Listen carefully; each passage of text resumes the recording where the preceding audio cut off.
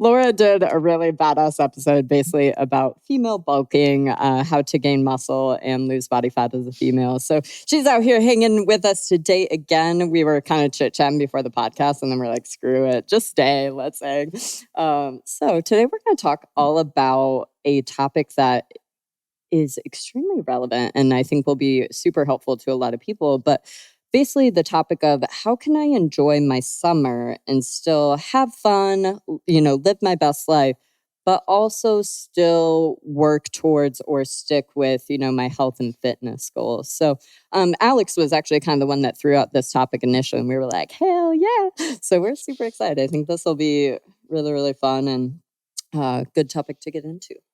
Yeah. I mean, we as nutrition coaches, Laura works with people, you work with people, I work with people. The summertime is almost like one of those times where it's like the holidays where everybody's just like, yo, I'm about to be in my mode. Like it's about to be hot girl summer. We're about to be on the lake and about to be at barbecues and cookouts and all that shit. And then people just straight up, like they spend all this time, before the summer, like, oh, I want to get ready for the summer. And then the summer hits and they just like completely ghost everything. It's usually either like completely ghosting everything health and fitness. That's usually how I see it. I don't know. Do you guys see it any differently? 100%. You go into a cut, you're ready for this summer, and then summer hits and we throw maintenance out the window. We've got drinks Thursday, Friday, Saturday, Sunday. There's pool time, there's mountain time. And you're just like, oh, okay, hold on. Like we prepared for this, but we did not prepare to like hang on to the work we put in earlier in this year. Yeah. And then you're spending like the rest of the year. Cause then, the fall hits and then the winter hits and then you have all those holidays. And now you're just constantly in this cycle of like, oh, got to get my summer body back. Like what? Like, where did it go? Like, why did it leave? Well, and it's okay if that's how you want to live your summer also. I just think for a lot of people, it's like if we could almost set some little the rails you put up when you like go bowling, can we put up a little guardrails where it's like if we can give like just a couple iotas of little fucks, it's like it can be a massive difference. And it doesn't have to be, it's like if we have this hamster wheel, the hamster wheel just like flies off and slams into the wall for sure. Laura, with your clients specifically, would you say, is it a mix? Like, is it grand majority of people are kind of like YOLO summer, or is it like kind of 50-50 of people still doing the thing and not doing the thing? So I'd say like 75% of mine are like on track right now because we talked about this back in February. Like we have a plan. We did our deficit in the spring. Like we are maintaining. And some of the ladies are like, I know that I'm going to be eating all the barbecues. Like, can we start a bulk early? And I'm like, yes, we can. Like, let's put that brisket, let's put that summer barbecue to use.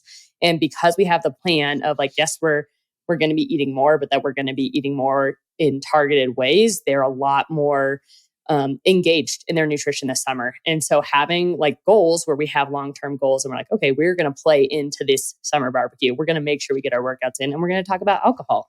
And so I'd say most of my clients, there's a 25% who are like, oh yeah, this happened, or I had a wedding, or this was unplanned, or I went to a Braves game and had free drinks, and that free drinks turned into like 12 Coors Lights, and you're like, okay, like we can talk about that. That's super interesting that people like are open to like bulking during the summertime, because that's usually like people are going to be outside or just in smaller clothes. So that's super interesting. That's actually really cool too. Yeah. Well, I think setting the stage and educating people, like, again, the goal from back when we talked to, a few months ago is to gain a pound a month, maybe 2. And the noticeable difference in there is minimal. Like by the end of August, you've gained 6 pounds. And like, did you even notice that? Probably not until that end of the summer goes around. And so leaning into that educational piece about what you can do during the summer. And sometimes they have better time or better schedules to get the full gym workout that they didn't have during the school year with kids in school. And so it's pairing those, hey, we've got time to do the workouts in the middle of the day and we're eating more at summer barbecues. We might as well put that to good use versus having this, oh man, I overdid the weekend. Let's go back to maintenance Monday through Thursday. And that's really not working for us. I think too, I know Sarah, our friend Sarah Michelle Tierney, she's been posting a lot and she actually shared her own story about how she successfully dieted during the summer and how well it worked for her, because it was just like, at whatever point you get sick of your own shit, like you just got to go and start doing it. And so she like talked about that. And I thought that was just such a great thing too. Cause it's like, obviously as coaches, we always encourage people like, try to make the dieting phase easy and set yourself up for success where you don't have tons of temptation or you don't have, all these hoops and, social activities. But reversely, she's exactly right where it's like, it can also just be a really good time to like, yo, I'm serious about this goal. We came here to get stuff done and, show them who's boss. So I think it's cool that, no matter what, it really is just how you want to play that narrative. But I love that you have people bulking and just, strong girl summer, obviously super into that. Do we maybe want to talk about a specific scenario and then we can kind of talk about like ways to navigate those? Because it's like, I think like barbecues and like pool parties is like what quickly comes to mind, just especially with like holidays and stuff like that coming up. Yeah. No, like, the way I think about, summertime is like, there's usually a lot more social events, right? Like there's usually cookouts. You got like, if you're in the States, you got 4th of July, you got Memorial Day, you got Labor Day, all that kind of stuff. And, so, and I apologize for my voice because I'm a little bit under the weather right now. So, sick daddy. Yeah, it can be a little bit challenging to like navigate, a lot of social events, especially if you're having like a lot back to back. It's not, I always tell my clients like, look, it's not a huge deal if you have one here or there. But if you're having stuff like every single week, every single weekend, then it starts to come where it's like, hey, like, how do we find the actual balance point where, we can go to these events and not feel like, oh shit, I gotta like watch every single morsel that I eat or not partake in things versus like completely just going absolutely ham and then regretting it and then having to like get back on track come Monday, right? And that kind of cycle just doesn't really work too well if we're talking about long-term, goals and sticking with things. You sound like you should like be about to go wrestle somebody and like fuck them up. Like your voice is just so deep and manly right now. I love it. Hey, man. Hey, But yeah, so, navigating social events. So I was curious, like, just hearing from y'all, how do y'all navigate, social events and maybe, suggestions for people to, have that balance? I'm going to let Laura start just because I'm kind of boring. And like, even like I actually had a friend that just reached out. He was like, hey, we designed a new seltzer. Like, would you want to try it? And I was like, my man, like, I'm boring. We don't drink. So it's a lot easier. So let's get into Laura's because I think she might have a little more fun things to say than I might. Being married to somebody who is a pit master and grills all the time, like this is something that we are the people who are forcing barbecues on everybody in our friend group. And so how I recommend to my clients and friends about attacking a summer barbecue is like, first we'll talk about food. Like what is the valuable thing that you know that you want to eat? So 17-pound Wagyu brisket, I definitely want to make room for that. Is somebody bringing the potato salad from Kroger? Is that worth it? Hell no. No. And so we talk about like, what are the things that we are going to be worth it? Like I can't have this again, or it's something that I can't make or I can't buy at the store. And so let's make those our non-negotiables. Like I'm going to be at the barbecue. How do I set myself up for protein success? And then how do you prepare for that earlier in the day? So we also know that going into barbecues that usually not super high protein cuts of meat. Hot dogs are not high. Brisket is not high, pulled pork is not high. So how do we go into that barbecue with a higher amount of protein intake? And maybe we stack our day earlier in the day with some lean protein and veggies and maybe skip some of the starches that we would normally have to like bank some room for that afternoon. And so leaving yourself 1,000 to 1,200 calories for like, okay, I'm getting some fattier cuts of meat and might have one of these homemade like apple cobbler slice and then prioritize what those things are. And setting yourself for success and pre-logging what that's going to be. That's specifically on my food is like, here, we know we're going to happen. We have this nutrition cup that's important to us, but the social cup is important too. And so how do you balance those two and being able to go into a barbecue and knowing that, oh, I have made room for this. I've accounted for this. I have plans to try that brisket, have a little apple cobbler, and then make sure I grab some of that fruit salad to kind of balance it out with some fiber. And that's really the food approach that I take for barbecues. What about the booze? Booze is an interesting subject. So everybody has a different approach. For myself, as long as we're not in a deficit I recommend that my clients like limit it to 2 days a week. But booze, again, thinking about that social cup, there's something about having one drink that can sometimes keep that like social edge off so that you can enjoy the time with your friends. Like a lot of my friends, I am the one extrovert in my group of introvert friends. And so we all go to concerts together. Like, I just need to at least have one drink so that I can enjoy the show.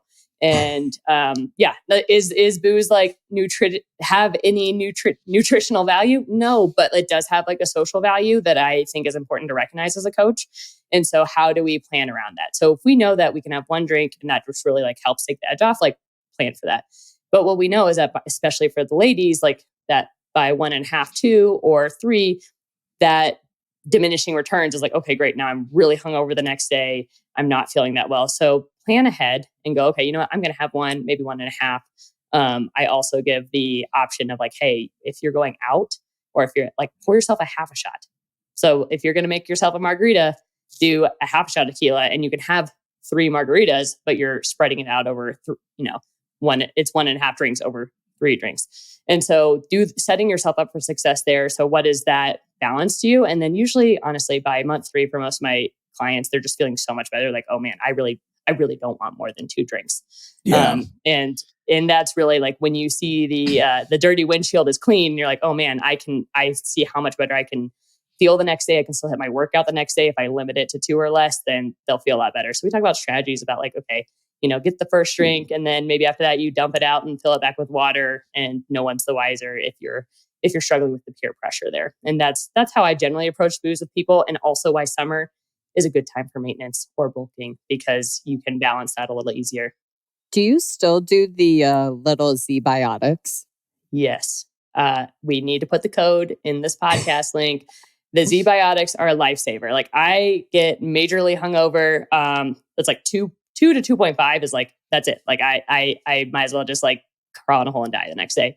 Doing a Z biotic beforehand is incredibly helpful when it comes to like not having the hangover. Like you're still having the effects from alcohol. It doesn't neutralize it, but you'd have to like go listen to their podcast about why, but it absolutely helps cut down on these side effects the next morning and makes you like not hate yourself as much, for sure. And I can vouch for that. Like I'm the person that if I drink, like you could tell me the world is ending the next day and I'd be like, I believe you. Yes, ma'am. So if like I said, Google if you want to, it's called Z Biotics. But if you're somebody that like you get the bad Sunday scaries the next day, I would highly recommend it. I will give the disclaimer. They're a little bit pricey, but basically just a little drink. You chug it before you go to dinner, before you know that you're going to be drinking. And it does something with basically like helping metabolize the alcohol. So there's something specific that, kind of makes you feel a kind of way.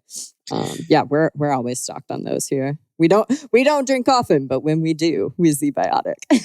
Yeah, Laura, I like what you said about like just kind of figure out what's like important to you. I also do the same thing. Tell my clients like I kind of frame it as like what's a hell yes and like what's like a meh, like what are we most excited about? And if you want to get some ribs and that's the most thing that you're excited about, like go do that, right? But again, it's like practicing some restraint rather than like total restriction on stuff. Like you can still partake, but some things you might have to just cut back on just because that it's gonna put you in a place or a direction that it's just not somewhere you want to go long term. So I always kind of encourage also too, like, think about like how do you want to feel long term? Like how do you want to feel past this point, right? Like past this event, like a week from now, 2 weeks from now, a month from now, whatever. So sometimes a little bit being more intentional about like the long-term goals. I think too, especially with the alcohol stuff, I think it's more helpful to set a specific goal for the night, kind of like Laura mentioned, versus if you're like, oh yeah, I'm just going to I know I'm going to drink tonight, but I'm going to just drink less. It's like, like put an actual number on it, because even if you still overshoot it, right? Like somebody buys you a drink, somebody, you bump into a friend you haven't seen forever. Like, even if you end up having 3 drinks when you said, hey, I really, my goal tonight is to have 2, it's still, again, you're kind of setting yourself up for success to not like end up at like 5, 6, 7 drinks. So I think like that's huge. The other thing I was just going to mention is, especially with summer, if you're somebody that you tend to work out in the morning, just be really cognizant. And I think kind of know, like, I feel like most people, you have probably tried this approach of like, hey, I know I'm going out tonight, or hey, I know I'm going to this wedding later today, whatever it is. Because I find personally, if I like try to like save up calories for later, that ain't the way. And it's like, by the time I get to dinner, I'm like, cool. Well, then I like inhale double the food that I intended to because I get there, I'm hungry.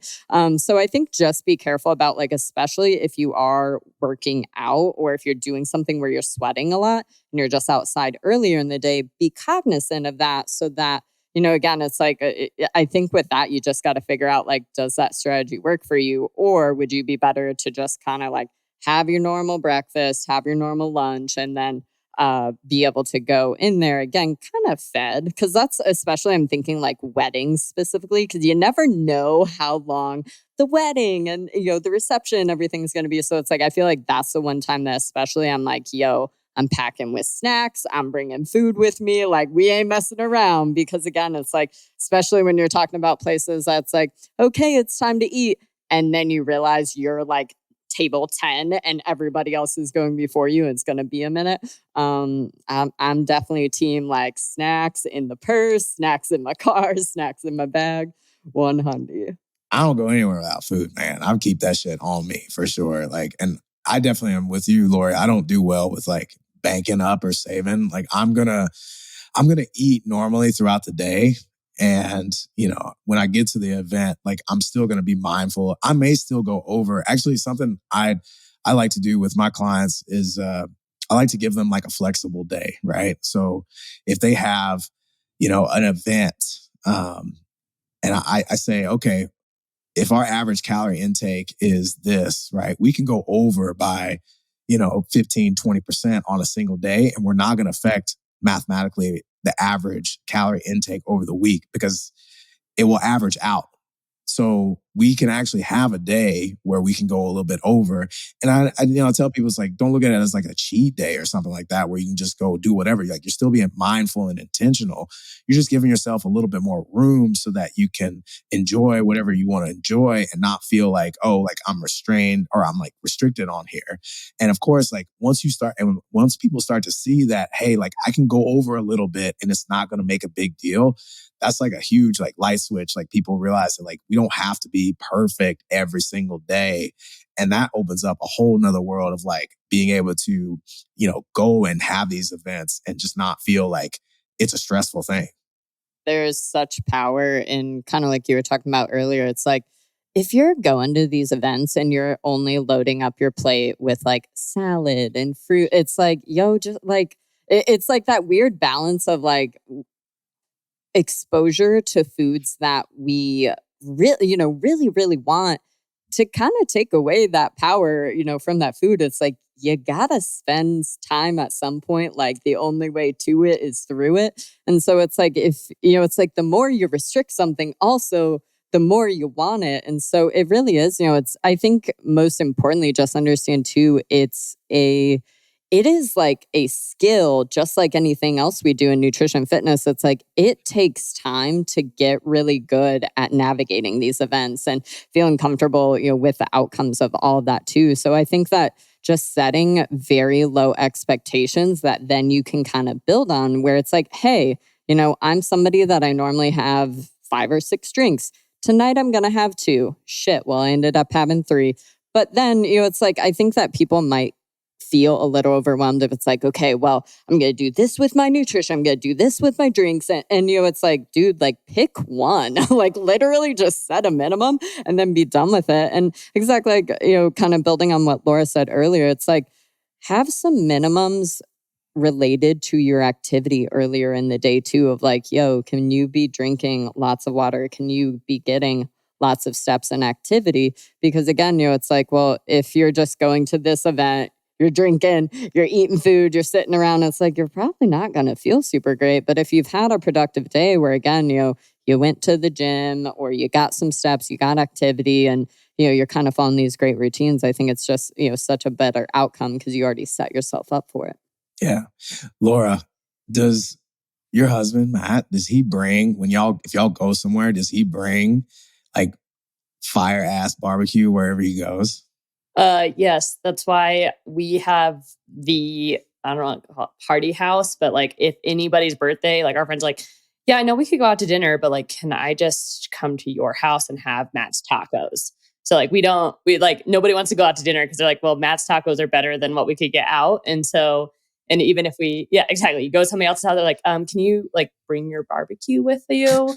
If it's at somebody else's. So yes, his love language is like learning how to cook and That's to so like be a grill awesome. master. And yes, so we cook a lot. Kelly was here. We cooked 36 pounds of meat this weekend. Oh So my God. it's Because I was asking, because I'm definitely that dude who will bring like a fruit and veggie tray to parties, man.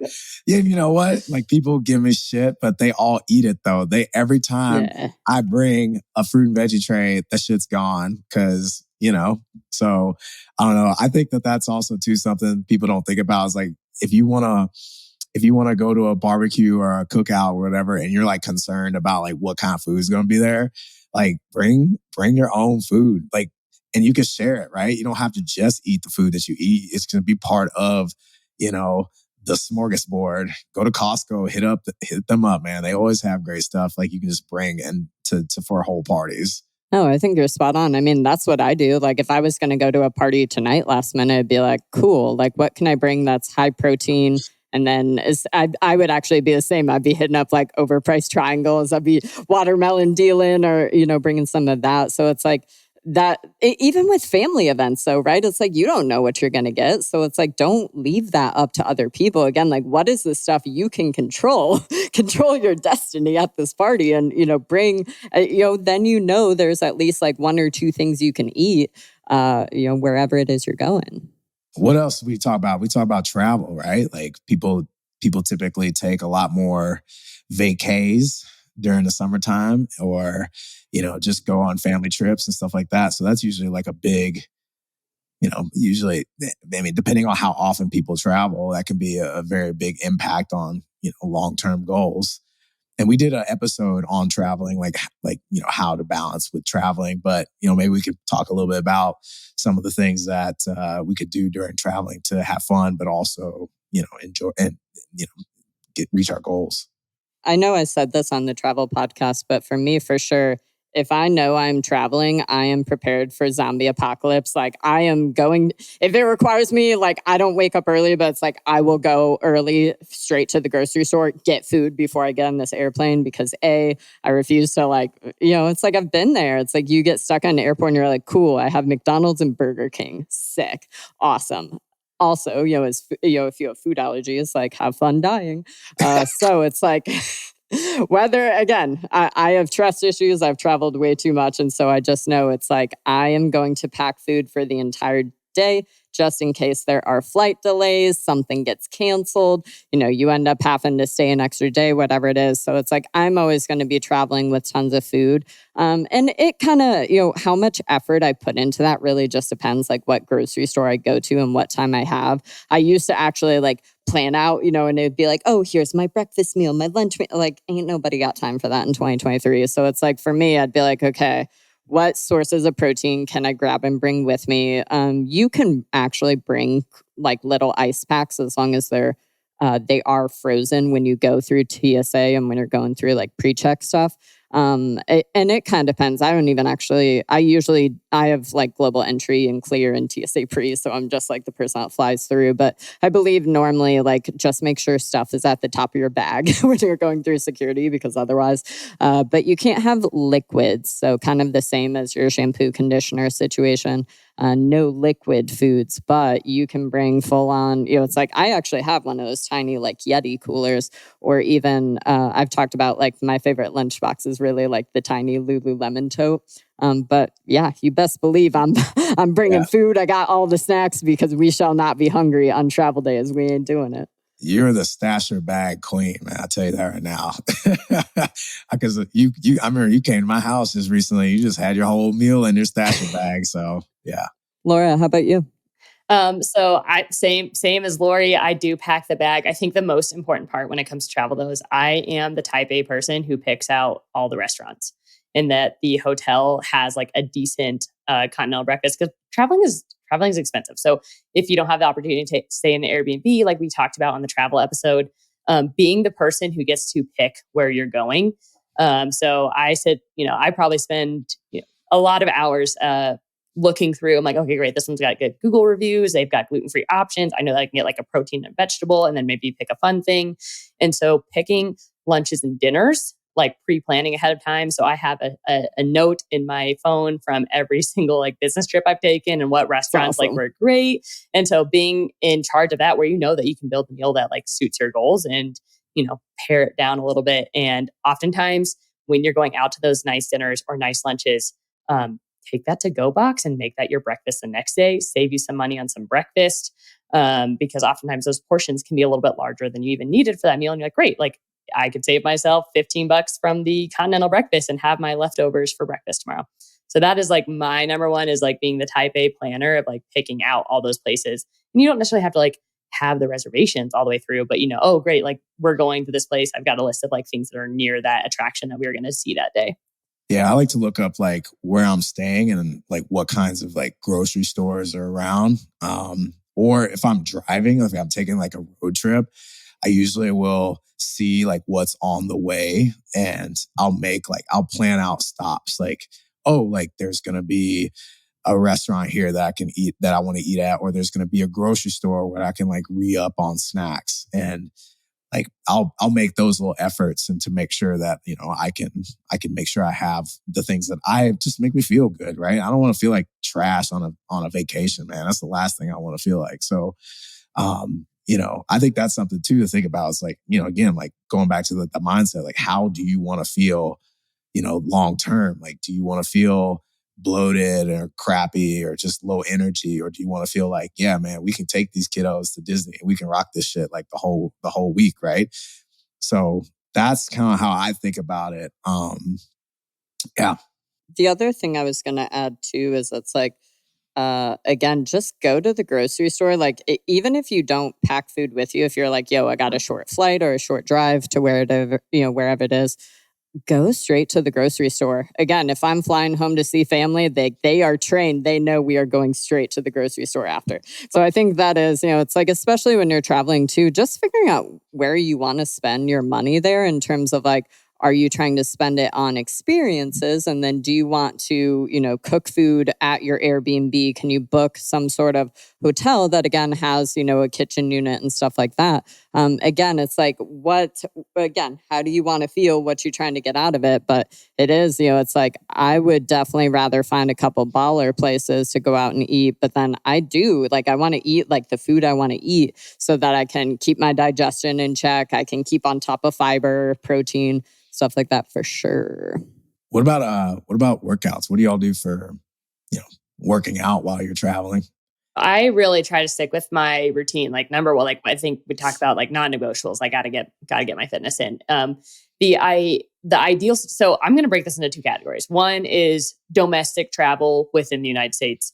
And if I'm domestically traveling, I'm going to make sure that either my hotel has a baller gym if I don't have the option for the schedule reasons. Like say I was going to a work conference and there's just and you don't have a car or whatever. Okay, like the hotel I pick has to be like a gym where I can get things done. Especially many hotel gyms these days have like a functional trainer in them or a cable machine. Some even have like leg extension, leg curls, which is awesome. Do you call ahead? Like, do you ask them, or do you like look online? Like, because sometimes they can catfish you with that shit. Like they'll put stock photos and I'm like, that's not y'all's gym. TripAdvisor and like when you're in the hotel, search the reviews for gym. And then usually people have like uploaded like their own photos. So if that's like I don't have a car. Option two is if I can like book my place or like we're going for vacation, whatever. Like I went to Charleston for a wedding last year. I made sure that the Airbnb we booked was like a mile away from a Gold's Gym. And it was $30 for the week to be at the Gold's Gym. And I just like completely got my workouts done because it was like, great. Like we're at the beach, got my workouts done in the morning, went to the Gold's Gym, got to try all these new energy drinks that they had in the fridge, and then like moved on. So but that's my like domestic travel. International, where, maybe we're going to be a lot more out of our routine. I just go, okay, does the hotel gym have even like dumbbells? And can I do one of our dumbbell programs, or can I modify to a Paragon, like my current usual workout, 2 dumbbells, and get in what I can do while trying to maximize my experiences in this international city?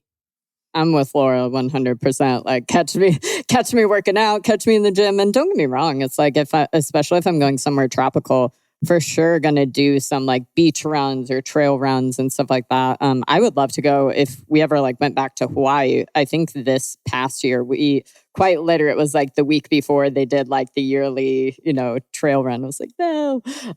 But like Charlie and I are going to Tulum to basically celebrate him finishing the EMT course. And so same thing. It's like Tulum has the little jungle gym that quite. Yeah.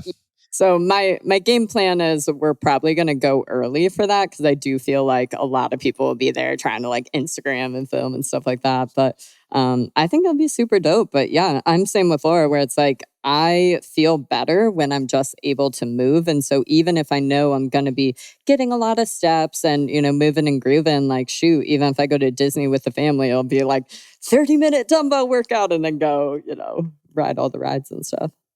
I mean, I definitely take it a little bit more nonchalant. Not nonchalant, but like I go with the flow a little bit more because, I mean, if it makes sense for me to go work out, I will go work out. Like when I was in Colombia, there was a really dope gym in our Airbnb building, and part of the reason why I booked that place was because there was that dope gym, and so.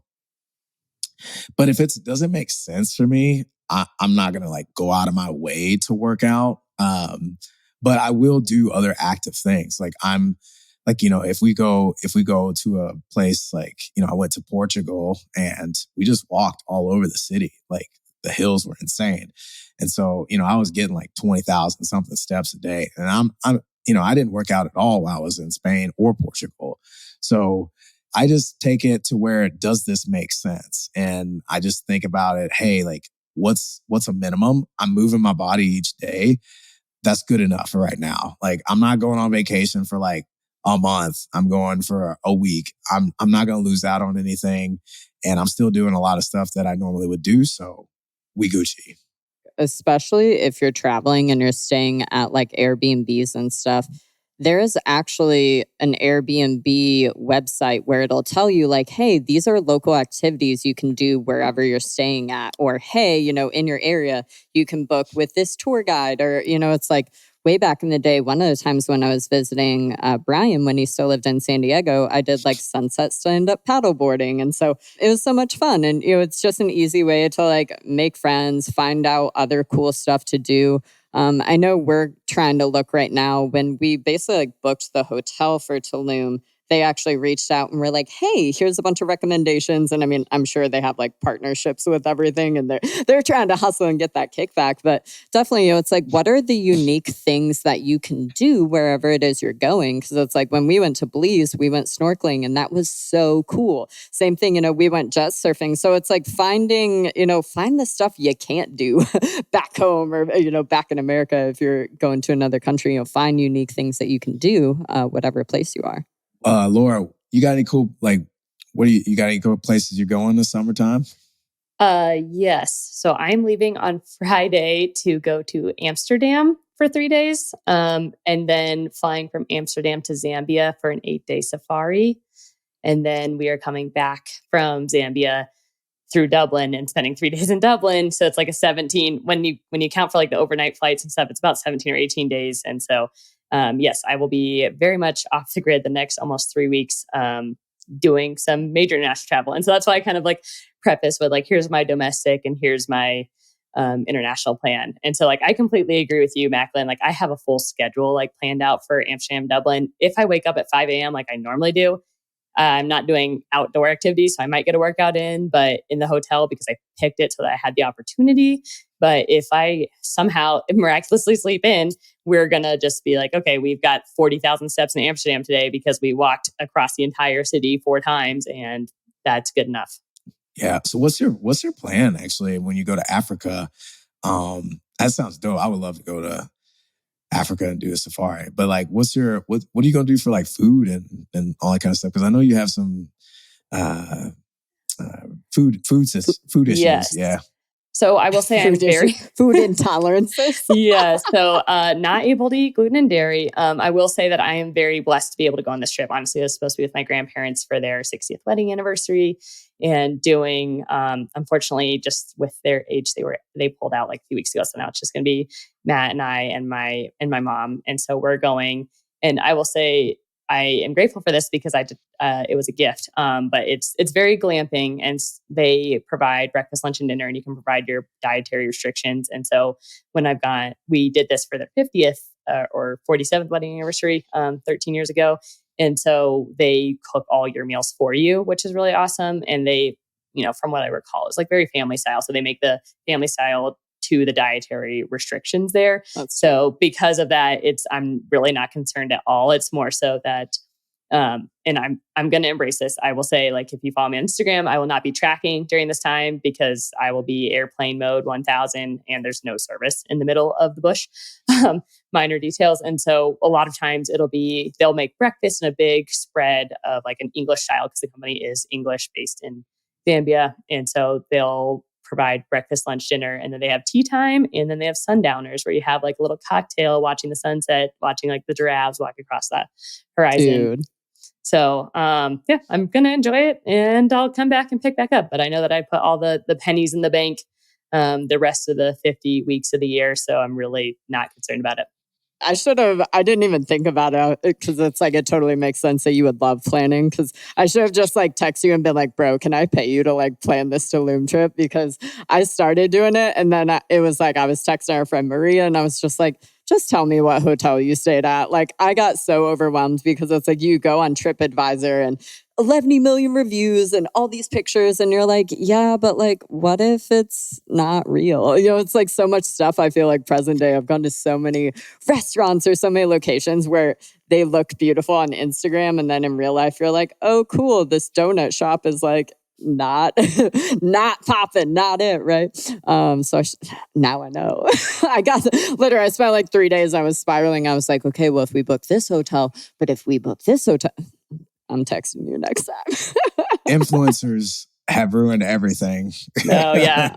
Yeah. I have a whole document of like every place, like especially Amsterdam and Dublin. I had 72 hours to like, what's the most we can pack in, but also like have balance, because I get one museum per destination. Like that's about all I can do. So I'm like, I planned my day around the food options. I was like, okay, great. Like gluten-free, like bakery here, and then coffee shop that's super highly rated, and then like 5-star restaurant that I can only get like an Amsterdam gluten-free pancake in. So of course I'm going to do that. So like I booked, like I have that entire thing. The hard part was on my calendar, like 1 a.m. like Colorado time. So it's like putting things on, and Matt's like, what are all these invites coming in for 1 a.m.? And I'm like, those are our restaurant reservations for when we're going. So yeah, that's my goal there, is that I stress and like swirl around it beforehand so that once we get on the airplane, I'm like, oh, it's already planned. I just have to show up and like be here at this point. So I think it's just so key here. That's like, you planned not your entire year, but it's like you plan leading up to the vacation so that you could, again, feel exactly how you want to feel, do the things you want to do. And I think that really is the biggest takeaway. If I could just give anything about when it comes to navigating summer, navigating travel, is it's like, you get to be in charge. And then reversely too, you got to be comfortable with the things that might come as a result of the decisions you made is super huge too. I was going to ask you, what was your plan in Tulum? Because you haven't gone on a little international trip for a hot minute though. I was a little nervous, to be honest, that Tulum would be like the Instagram-y clickbait of like, it sounds really cool. And then you get there and you're just like, wee. But I talked to enough people that were like, no, dude, like go. And specifically, I'm going to keep plugging our friend Maria, but she went for her honeymoon and then she ended up going again. And so that was my like determining factor, is she booked at the same hotel twice. And so she was like, it's a little expensive, but I think the thing too, it's like safety is obviously huge. And I do actually know people that have run into some cartel stuff or just weird situations, depending on where you venture to. So honestly, my goal for this trip is I just want to be relaxed and not be stressed out. And so I can go both ways. Like, I love doing the most on trips and like booking everything there is to do. I told Charlie, I was like, bro, we could literally like sit at the beach or sit at the pool and like, that's good. So I'm like kind of toying around with the idea. The only thing is we're staying on like the actual strip of Tulum rather than more in the jungle, which is where a lot of other stuff is. And so they have these really cool little excursions that you can do. And so basically you go to kind of these natural water holes that they just look like something you would find on Pinterest. Like honestly, every picture I've seen has been out of control. So we're trying to see if we can book an excursion, because the tricky thing for us is transportation to and from places can get really, really expensive. So if we can find an excursion where it'll be like, yo, we'll pick you up and take you back to the hotel, like we're in. But otherwise, if it was like we were having to book, like I think it was quite a few $100s to get basically from the airport down to like where we're staying. So, it's like, again, trying to have fun, but also not trying to break the bank. But, Well, what are you going to do about food?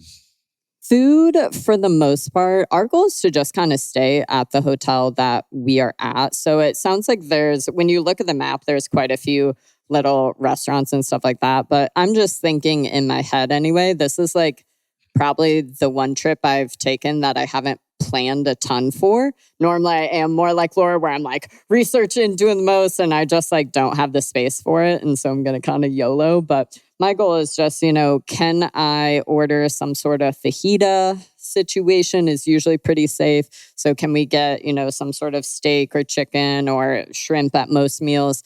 Interestingly, there is actually like a sushi place. And so I was trying to decide if that would, I guess I need to look at some reviews and stuff. But for the most part, my goal is always just how can I have a big serving of protein? How can I have a well-rounded plate in terms of protein, a carb, a fat? If I could get a vegetable like once a day, I feel like I'm smashing it. We will for sure. Maria gave the tip of like, hey, definitely stop at a grocery store before you get to the hotel. So we'll probably stop in and just basically make sure we've got tons of high fiber foods, so like instant oatmeal, tons of fruits and berries, that sort of thing. Make sure we got some snacks and stuff. So that's kind of, I'm definitely winging it. Like this is me really doing what trying something new. Because again, like it's not a vacation also if you're like hyper stressing about where am I going to eat, what we going to do. So new year, new me, trying something different. You're setting some, like we talked about this all the time, like you're setting some just basic minimums, bare minimums, easy targets, things that non-negotiables that you're going to do, but you're not going to put like a big, it's not going to be a big thing, like where you stress out about. I would say if I was going to claim minimums, I will for sure hit protein goals. So I'll get a really, really big serving of protein 3 to 4 times a day. I will for sure be worrying about fiber because not trying to have digestive issues. I'm not going to drink water, but I'm going to drink. Charlie actually ordered like the little filter water things. So apparently going to pack a lot of Imodium. Should probably go pick some of that. And then, like I said, we will for sure get lots of steps. We will probably work out or do something active most days. So that's kind of it. I'm setting those, and then everything else, fuck all. I don't care. So one thing too, last thing maybe I wanted to talk about is this concept of people wanting to take a break during the summertime, like in terms of their nutrition, or especially like with tracking. I feel like people always get to the summertime and they're like, I want to take a break from tracking food. I want to take a break from just, worrying about my food in general. What's y'all's thought on that? It depends on what your goals are. And so if we want to have a conversation about this summer, like, hey, where do you see yourself in the summer? If you see yourself like somewhat where you are right now and like you just want to cruise on through, then let's talk about what that goal is. And so if you want to take a break from tracking, I usually start with, okay, let's take 1 or 2 days off. And then you just tell me like, hey, do you feel like you did over or under? And we'll also like monitor weight and photos and be like, great. So you're going to only track 4 or 5 days a week. And if we can do that and kind of meet somewhere in the middle so that, and then do you feel like because you weren't tracking that day that you went off the rails? Did you not? Did you use that as like, well, I'm not tracking today so I can eat all the things? Okay, then we need to talk about that. But if your goal is to like, yeah, I just want to maintain and I'm like happy about it. And I know that I have these parameters and I've built the systems in place. Like, what breakfast should look like at this point. Like if you were 3 months into coaching for I'd say that 80% of the people who are our clients, they should feel pretty good about like, I know how to make a breakfast, lunch, and dinner that's relatively in my goals because I have been practicing those skills. And so, yeah, if that's the case, then we can definitely do that. But if you have goals of like, I want my body comp to still be dialed at the end of summer, or I want to be gaining muscle at the end of summer, then we need to take a different approach. So it's really a where are you willing to compromise fit? And so if you want to be dialed, then we can't really say that we are going to get to where we want to go with having loose goals. But if you're like, I just want to, I maintain this, I'm feeling pretty good. I've already maintained it for a month or two in the last, and like I want to get through summer and just, maybe can I just not track on like Saturdays and Mondays? I'm like, sure, we can figure that out. And then as long as we have these bare minimums that we've already talked about, like, that on those days that you're getting your protein, that you're getting your water, that you're getting your steps, and that you're sticking to your exercise program. And that exercise program might look a little bit different this summer. You might be out on the boat, like wake surfing multiple days, and it doesn't make sense to be hitting 4 days a week. Like, where do we find that balance? Because you're going to be out hiking, supping, kayaking, like enjoy it when it's nice and warm outside and the days are long. And so what does that look like, that balance look like? And so if we pull back on, okay, we're going to lift maybe 2 full body days a week or 3 full body days a week so that we have that space to do those activities and then work from there. And so it's really, I would say, goal-based more than anything. How do you want to balance those things and where do you expect yourself to be? And then how do we build the plan and the flexibility to be where you want to be at the end of summer? Yeah, I definitely think like, what can you get away with, right? Like in terms of, hey, how can I still get to where I want to get to, or at least maintain? Like, I feel like people don't really have this like concept of like, hey, I can maintain during the summertime. I don't have to like be dieting. I don't have to like gain a bunch of weight. I can just hang out where I'm hanging out. So what do I need to do that? And oftentimes, like, we don't need to do all the things that we were doing when we were trying to like diet and cut weight and all that kind of stuff. So what can we get away with? And yeah, it may look like adjusting how often you track. Like maybe you don't need to track every single day or every single meal. You check in with yourself a few times, or you don't have to train like 5 days a week if you're too busy. You can cut it down to like 3 and still get away with it. Like figure out what's the minimum that you can do. I always go back to these minimums. If people can just conceptualize this, it's like your eating has to adjust to whatever your activity level is. Like they have to be hand in hand. And so if you're suddenly changing up your exercise routine, like maybe you are somebody that you lift 4 days a week, 5 days a week, or even you're doing stuff up to 5 to 6 days a week. When we make changes to how much we're exercising, well, then our food has to kind of adjust accordingly with it. I think that's something we get the question most often in Paragon is, hey, like I'm in a busy season of life. I can only work out 30 minutes a day, or, hey, I can suddenly only work out, 3 days a week. Am I gonna, lose progress, or am I gonna see less results, or am I gonna gain a bunch of weight, or whatever it is? And it's like, well, your nutrition just has to go accordingly. So it's like my recommendation too is like maybe at least initially, like if your end goal is, hey, I don't really want to track my food the next few months, well, do it every so often to like double check yourself, or at least in that initial transition to, hey, I'm working out 5 days a week. Now I'm going to go live 3 days a week.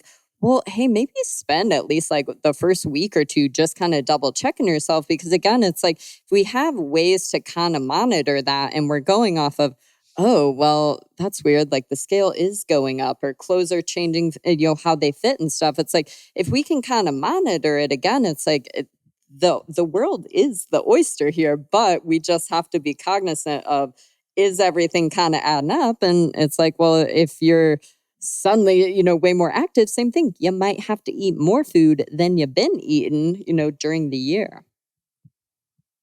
She surfs, she does volleyball. Like summertime is when she actually increases her activity. And, so we're dialing up food.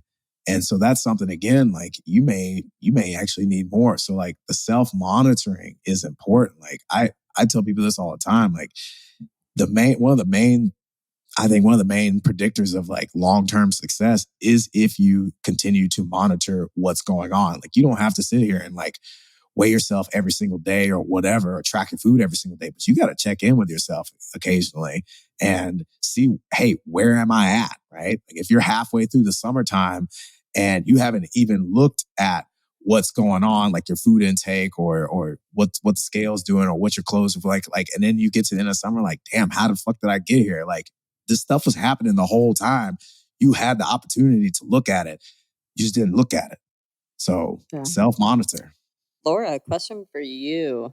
When it is hot outside, a lot of people, it's common to not be like hungry. And it's just because you're like, I'm dehydrated. I mean, that's like the one thing I don't miss about Texas is just being like nauseous because it's 110, 115 during summer and stuff like that. So what are kind of easy go-to foods on those days that you're like, shit, either I've been so busy that I forgot to eat and now I need to like catch up on some calories, or like I said, it's just freaking hot. What are foods that you would kind of suggest for people of just like high calorie, get it in, get it done? Yep. So I think we know that all three of us do not care if our food is cold when we eat it, but I do think in the summer it's easier to eat cold food or cool food than like, oh, I'm going to reheat. So like cold chicken thighs on like some of that instant seeds of change quinoa rice that's gluten-free, that's delicious. You can like nuke that. It's super dense. And then I do a ton of fruit. So like it is fruit season, it is berry season, watermelon. Cold watermelon is the most refreshing thing when it is 100 degrees here and a UV of 12 in July. And so cold fruit is like soup. It can be dense, relatively speaking. And then like I will literally have Matt like cook dinner the night before, and then I just won't eat it till the next day. And I'll have like leftovers for dinner. Cause I'm like, it's hot. Like the last thing I want is like this very like hot tri-tip coming off the grill. And so I'm like, okay, I'm gonna use the leftover chicken thighs from yesterday and then have the tri-tip for tomorrow. And so I would say like, I don't have to have hot things. And so does that mean your breakfast changes a little bit?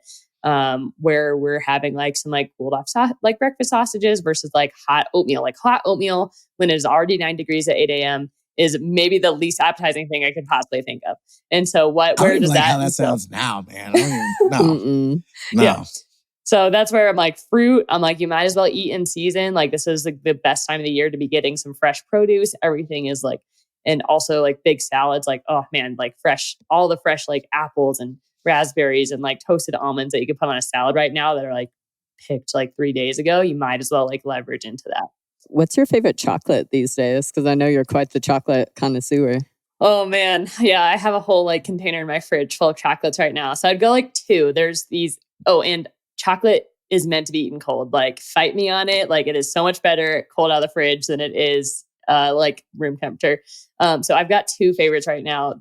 Costco has had this bag of called That's It chocolate fig truffles. They're like the size of gumballs, and they're you gotta buy them. They're so delicious. And then XOXO, they're based in Boulder. They've got like a raspberries and dark chocolate, and that's just like always my fallback. The raspberry dark chocolate combination just always like does it for me. So those are the 2 that I've been like rotating between right now. Y'all do popsicles at all? No, I do not like popsicles. I don't like ice cream that much either. Like I'm definitely like I'll eat a cold brownie out of the fridge, but I don't really want ice cream. And I don't not like it. It's just never like the thing I go to. I'm the queen. There's 7 dairy-free ice creams in my freezer right now, and my husband's like, "You've had 1 scoop out of each of these, and you left them." Got all that like, ice crusting on it and shit. Yeah. Oh yeah. I'm just like, it sounded good for like a day, and then I had a scoop, and I'm like, okay, I'm done. And now it's just collecting space in the freezer. Alex, are you doing a lot of smoothies these days? Or? I haven't done smoothies in a while, but I used to do a lot of smoothies, and I have my blender and stuff like that. I have like a Vitamix blender that I bought several years ago. Full transparency, truth be told, I'm just too lazy to like clean it. Cause like, I mean, if you don't stay on top of it, cleaning it right away, that thing is going to just get real funky. So, honestly, I'm with Laura, man. I do a lot of salads. I like a lot of salads, sandwiches, stuff like that, like deli meats. I love doing stuff like that. I like a lot of like salsas. So, like make a mixture of like, tomatoes or like I make like like a nice like salsa to go along with like steak and stuff like that. I like doing that type of stuff during the summertime. Yeah, I mean, I can eat hotter food like during the summertime, but I definitely can see like where people for sure like, man, I cannot be bothered with something like steaming out the oven like when it's like 105 degrees outside. So, but I also do love the ice creams. I mean, I'll do sorbet now because I don't do dairy, but yeah. Alex, are you a birthday cake kind of guy?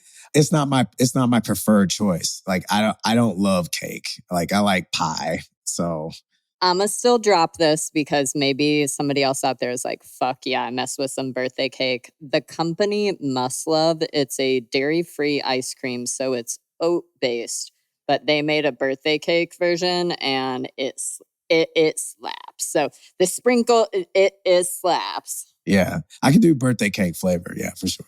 For sure. Yeah. So if you want a good, I found it at Sprouts, but the brand, it's that Must Love brand. Yeah. Now I want to know something. All right, because I don't know. I know you don't do this, but I want to know if Savino does this. Do you put like spicy flavoring on your fruit? Do you do this? No, I do not. Yeah, like you put in like Taijin or like watermelon, like people put like spice on and stuff. I've never tried it. I'm too afraid to try it, but I was just curious if you ever did that. Serious question. Is that actually how it's pronounced? Because I thought it was tahine. Okay, never mind. I'm wrong. Okay. I'm literally thinking the same thing. This is my country ass. Okay, my country ass saying Taijin or whatever the hell. Yes, probably tahine.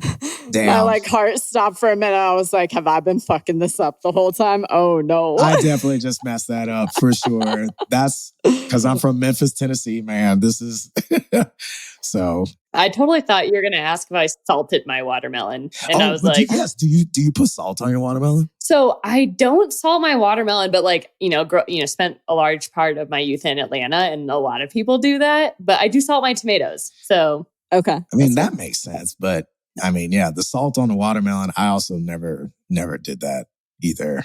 Real question. Have either of y'all, I feel like cottage cheese is like the new cauliflower right now. Everybody be like, oh yeah, putting it in my eggs. And I'm just like, fuck you. That's so gross. Cottage cheese, have I eaten it in the past? Yeah, for sure. Yeah. Yeah, but like, are you hopping on all of these like TikTok trends of like, oh, you can make cottage cheese ice cream and put it in your eggs and like... I mean, not currently, because that would make me just like pee out of my butt. But no, I mean, no, not currently, no. But I have in the past. And I mean, I used to like it with like fruit and stuff, like berries.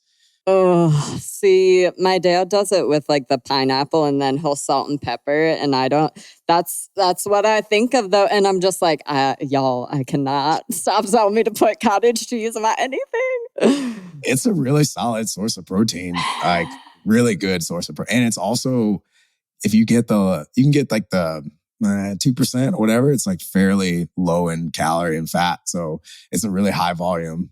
It's a texture thing for me. I can't mess with that. Oh yeah, no, it definitely tastes like, I mean, the texture is not, it's like you got snot loogies in you, man. It's like no good. No. So, yeah. But once you get past the texture, it doesn't have like a taste. So it just like tastes like whatever you put with it. So you can put like whatever with it. I remember way back in the day, a lot of people would be like, oh, just put like egg whites in your oatmeal and same thing. I'm like, yo, that slimy texture, I can't mess with it.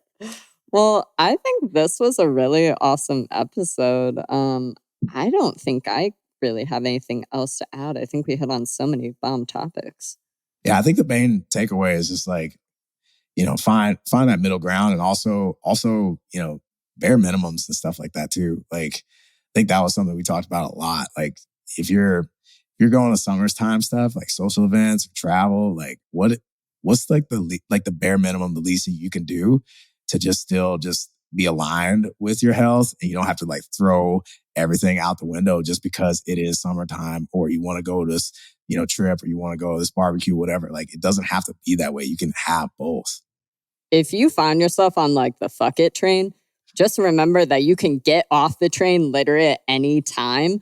And I think that's the biggest thing is like, if you realize like, okay, the past couple of days in a row, we have really done the most on food and alcohol, being like, okay, cool. So like, let's pick this up the next meal. Let's start again, the minimums, because it's that all or nothing. It doesn't feel good and it keeps you off of the all or nothing. Set a couple things and then let it be enough. That's the hardest part, letting it be enough.